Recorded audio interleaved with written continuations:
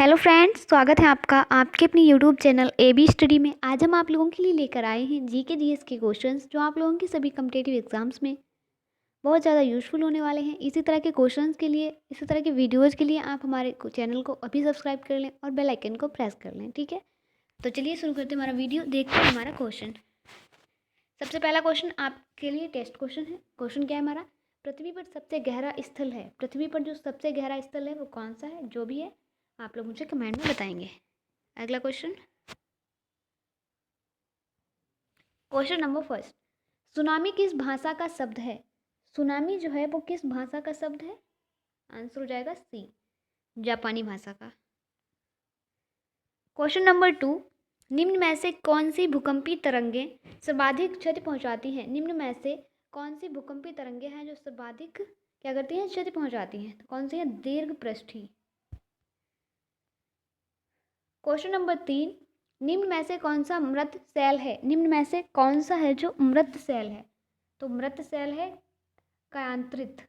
Right answer क्या हो जाएगा? सी। क्वेश्चन नंबर फोर, एंजिल जल प्रपात, जो एंजिल जल प्रपात है वो किस नदी पर स्थित है? वो किस नदी पर स्थित है? कोरोनी नदी पर। राइट आंसर क्या हो जाएगा हमारा? सी, कोरोनी नदी। क्वेश्चन नंबर पाँच, बोयोमा जल जो वयोमा जल प्रपात है वो किस नदी पर स्थित है? जल प्रपात, वयोमा जल प्रपात किस नदी पर स्थित है? आंसर क्या हो जाएगा हमारा? डी, जैर नदी पर। कौन सी नदी पर स्थित है? जैर नदी पर। ठीक है, अगला क्वेश्चन, स्वेज नहर का निर्माण कब प्रारंभ हुआ? जो स्वेज नहर है, कौन सी नहर? क्वेश्चन नंबर सिक्स है हमारा, स्वेज नहर का निर्माण कब प्रारंभ हुआ? तो स्वेज नहर का जो निर्माण है वो प्रारंभ हुआ था 1854 ईस्वी में। वी जो है वो राइट आंसर हो जाएगा। ठीक है, क्वेश्चन नंबर सात, रूपांतरित चट्टानों की उत्पत्ति चट्टानों से होती है। रूपांतरित चट्टानों की जो उत्पत्ति होती है वो चट्टानों से होती है। कौन सी चट्टानों से होती है रूपांतरित चट्टानों की उत्पत्ति? तो होती है आग्नेय और तलछटी दोनों से। रूपांतरित चट्टानों की जो उत्पत्ति है वो आग्नेय और तलछटी दोनों प्रकार की चट्टानों से होती है। ठीक है, क्वेश्चन नंबर आठ क्या हमारा? बलुआ पत्थर परावर्तित होता है। जो बलुआ पत्थर होता है वो परावर्तित होता है, किसमें परावर्तित होता है? तो राइट आंसर हो जाएगा हमारा सी, क्वार्टजाइट में। किसमें? क्वार्टजाइट में। जो बलुआ पत्थर है वो परिवर्तित होता है किसमें? क्वार्टजाइट में। ठीक है, अगला क्वेश्चन, क्वेश्चन नंबर नाइन, भूकंप में धरातली तरंगे होती हैं। जो भूकंप होता है उसमें धरातली तरंगे होती है। कैसी तरंगे होती है भूकंप में? एल तरंगे। धरातली तरंगे होती है एल तरंगे। वी जो है वो राइट आंसर है।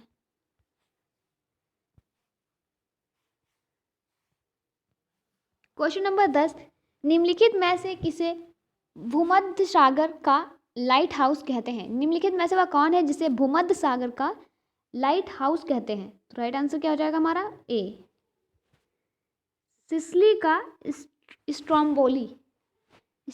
ठीक है, जो सिसिली का स्ट्रोम्बोली है उसको क्या कहते हैं? भूमध्य सागर का लाइट हाउस। किसका? भूमध्य सागर का। ठीक है,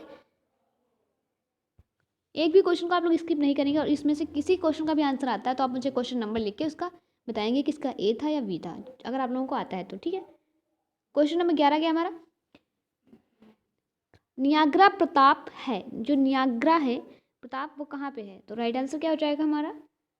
सी, USA। कहाँ पे है? USA में है। ठीक है, अगला क्वेश्चन, क्वेश्चन नंबर 12, पृथ्वी पर सबसे गहरा स्थल है। पृथ्वी पर सबसे गहरा स्थल कौन सा है? तो राइट आंसर क्या हो जाएगा हमारा? ए, मृत सागर। ए जो है वो राइट आंसर हो गया। क्वेश्चन नंबर 13, क्वेश्चन नंबर 13 क्या हमारा? रेगिस्तान में बादल अपक्षेप होकर क्यों नहीं बरसते?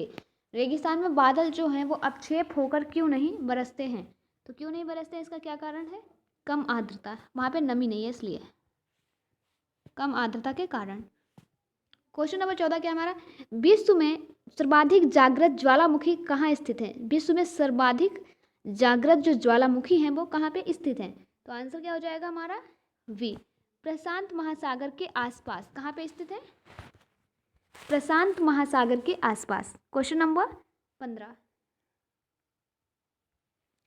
किस ज्वालामुखी में अब अक्सर उद्गार होती रहती है? कौन सा ज्वालामुखी जिसमें अक्सर क्या होता रहता है? उद्गार होती रहती है। ठीक है, तो राइट आंसर क्या हो जाएगा हमारा राइट आंसर हो जाएगा ए, जागृत ज्वालामुखी। क्वेश्चन नंबर 16, रिएक्टर स्केल का प्रयोग किसको मापने के लिए किया जाता है? जो रिएक्टर स्केल होता है उसका प्रयोग किस में होता है? किस चीज को मापने के लिए होता है? तो भूकंप की तीव्रता मापने के लिए प्रयोग होता है रिएक्टर स्केल। ठीक है, रिएक्टर स्केल, रिक्टर स्केल। ठीक है, क्वेश्चन नंबर 17 क्या है हमारा? सुनामी का मुख्य कारण निम्न में से कौन है? सुनामी जो है इसका कारण क्या है? सुनामी जो है क्यों आती है? भूकंप के कारण। ठीक है, क्वेश्चन नंबर 18, भूगर्भ में जिस स्थान पर भूकंपीय तरंगों की उत्पत्ति होती है उस स्थान को क्या कहा जाता है? तो उस स्थान को क्या कहा जाता है? भूकंप केंद्र।